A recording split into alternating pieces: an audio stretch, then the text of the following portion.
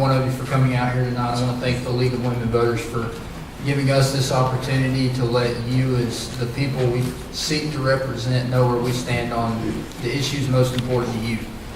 I'm running for the North Carolina House because this area is my home. I'm vested in this area. It's where not only my family's been for 7 generations, but it's where my wife and I decided we wanted to plant our roots and raise our family.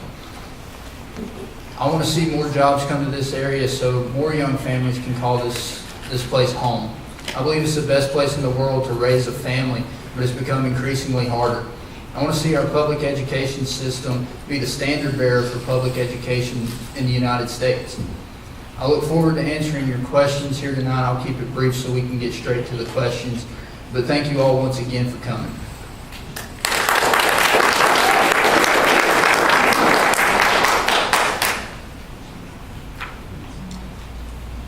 Maureen. We the people. These 3 simple words are why I'm running. I believe in government of the people, by the people, and for the people. I'm Maureen Kopoloff. I'm running for the North Carolina House for District 113. My background is the military. I served in the Navy for 30 years. I'm a retired U.S. Navy captain. Before joining the military, I studied at the University of South Carolina, and I have a degree in religious studies and a master's in business administration. I believe it's time for our government to get back and focus on what's really important, and that's the people. I am committed to trying to improve the quality of life for the people in Western North Carolina. And to do this, there are 4 areas that need to be concentrated on. The first is good paying jobs. The amount of poverty and hunger that exists in our counties right now is simply unacceptable. We need both our state and our local government partnering, working together to make sure that we have good governance, good infrastructure, and good public education. Because the combination of these 3 things is what's going to attract those jobs. Second, we've got to have high-quality public education. It's time to reinvest in public education and make North Carolina a leader once again.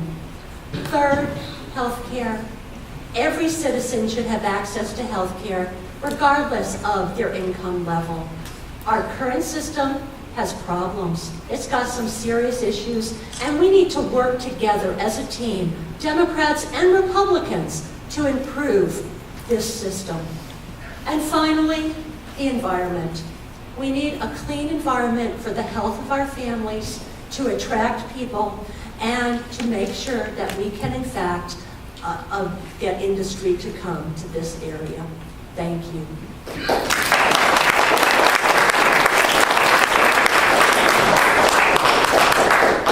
Chuck Edwards. Hi, ladies and gentlemen. Thanks for being here. And I also would like to thank the League of Women Voters for assembling this function, allowing us to get together, and allowing the voters to better know. Use the mic. How's that? Is that better? How's that? Okay. All right. Thank you all. Thank you, League of Women Voters, for assembling this function. Thank all of you for being here to take the time to get to know the candidates better. I'd like to begin, first of all, by asking all of us to be sure to keep the incident that's happening right now in Charlotte, North Carolina, in our prayers. I know that many of us have been watching what's going on in the news for weeks, and we felt that we were somewhat immune to what's happening. It's getting really close, and I think prayer is one of the key answers there, if you keep that in mind. I'm running for the state senate simply because I know that I can get things done.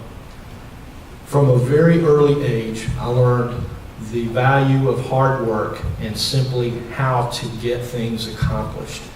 I realized that hard work and keeping your nose to the grindstone is the absolute foray into a better pathway in life.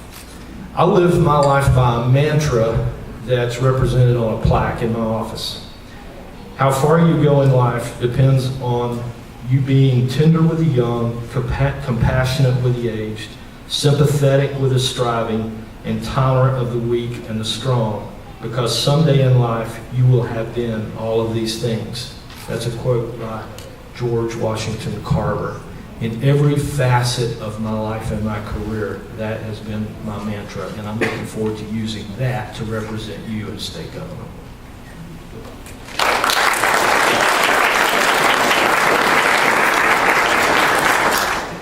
Norman Bossert. Thank you. Can everybody hear me? Yes. Kind of glad you mentioned the incidents that are going on in Charlotte right now. It speaks volumes. It's not really what I intended to start off with, but it speaks volumes about the anger that's out there, and it's frightening. It's frightening for all of us. I decided to run for this office for a very simple reason. I'm a school teacher, a school administrator, and I love kids. I believe that schools are the heart of the communities in which they live, and the children who go to them, their parents and their grandparents and all their aunts and uncles and relatives, all of them, revolve their lives around the things that happen at our schools. And right now, the state of North Carolina is badly cheating our public schools of the things they need. And as far as I'm concerned, there is absolutely no logical explanation for them doing so. I want to restore justice in North Carolina, not just for our schools, but for tax policies that favor the uber-rich and the corporate powerhouses of our state. I want to see a living wage brought to the people of North Carolina, which would help increase the dignity of their lives and the quality of the world in which they are growing up and living. I want to see that all people, all citizens in North Carolina, have equal access to the protection of the Constitution. I also want to see Raleigh give up some of its stranglehold on our local communities. I believe in home rule, and in the state of North Carolina, Dillon's rule, the rule of the state, has been taking and nibbling away at the rights of our communities, whether it's our towns, whether it's our school boards, whether it's our county commissions, and we can do better. All of us together. We are the citizens of North Carolina, of the 48th District, and we can make this state flourish again. Thank you.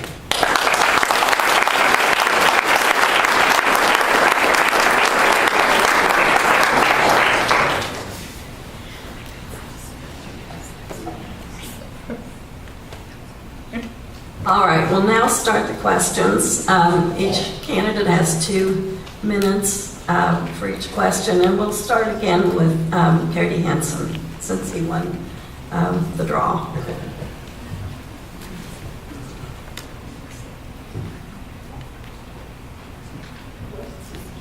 Oh, I'm not up to this tonight. How will your party affiliation affect your effectiveness as a freshman legislator? Well, I've never claimed to be the cookie-cutter Republican. I differ with my party on several issues. I don't believe there is a Republican, a Democrat, a Libertarian, or any other party answer to anything that government does.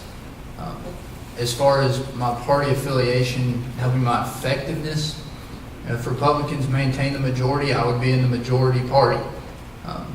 Therefore, we would see several other Republican bills that would go through the House, and that would increase the effectiveness. But like I said, I've never claimed to be a cookie-cutter Republican. I'm going to do what's right for the people of the 113th District, regardless of party affiliation. Thank you. Maureen? I believe that I can work with both parties, and I think that's really what type of person that you need to elect. I was a Republican for 30 years. I'm now a Democrat. I can work across that aisle because we have got to get away from the partisanship that is creating all these differences, creating hatred, and not coming up with solutions. I want to go to Raleigh to work across the aisle because we have got to get solutions to the problems. I'm not wedded to any partisan statement And I think that that is a large part of the problem these days. My job is to represent you. I take the term representative very, very seriously. And it is representing the voice of the people, and that does not belong to any one party. It goes across all the parties, all the differences, all the different voices that exist in this district. So I'm going to rally not to pick a partisan statement. I'm going to rally to support the people and to work on solutions. Sorry. Thank you. Mr. Edwards. Hey, I don't know if anybody's aware of this or not, but I am a Republican. That's as good as it gets with humor, okay? So, I exercise conservative principles. No ifs, ands, or buts about that. I reject the notion that someone says that government is cheating or Republicans are cheating society. I purely reject that because I know that we care deeply for society, for our citizens. I believe that the difference in the parties that are represented here are just simply the approach. But I also know, as a business person, you look at a set of facts when you're approaching a problem, you gather feedback, you put together a solution that will best fit the needs of the majority of the people. I don't think we will ever put any legislation in place that 100% of the people would agree with. But I think it's our goal to listen to everyone and put together a solution that best suits everyone's needs, given what we know at the time. And then we have the responsibility to watch those results unfold. And if they work, great, do more of it, take the next step. If they don't work, then we back up and we look at another plan. The essence of politics is to listen to two extremes and help fashion solutions that work. Thank you. Mr. Bosser. Well, I'm a school administrator, and I've been an educator for 44 years, and in my work, we also have to build solutions to problems. We start off by studying data and information. We gather that data. When we're done gathering the data, we put our heads together in rooms of cooperative, professional communities of people who care about solutions. We don't always agree about what we're going to do. I believe that I can apply the same principle, I like the word principle, but the same principle to everything that we need to do in Raleigh. I really believe that both sides have solutions to problems. I really do. And I too believe that the difference might be in our frame of reference. And my frame of reference might be different than somebody else's. That doesn't preclude the possibility of listening and learning. In fact, I wrote down a little note for myself on my pad there. And it says, ideas to learn from. That's for tonight when I hear other people say things and they come up with an idea I like. I want to steal it. I want to borrow it from them and use it to help improve the quality of what I offer the people of this district. I believe fervently that Democrats, Republicans, unaffiliated voters, libertarians can reach across aisles, get along with each other, make an agreement to improve the state of our state. And that's really the bottom line, isn't it? It's not whether I represent people in the Tea Party or whether I represent people in the Democratic Party. It's whether I represent the constituents in this district and remember the greater interests of the state of North Carolina. We can make North Carolina better by working together, by being a team. And I am determined that that is exactly what I'll do when I get to Raleigh. Thank you. Thank you.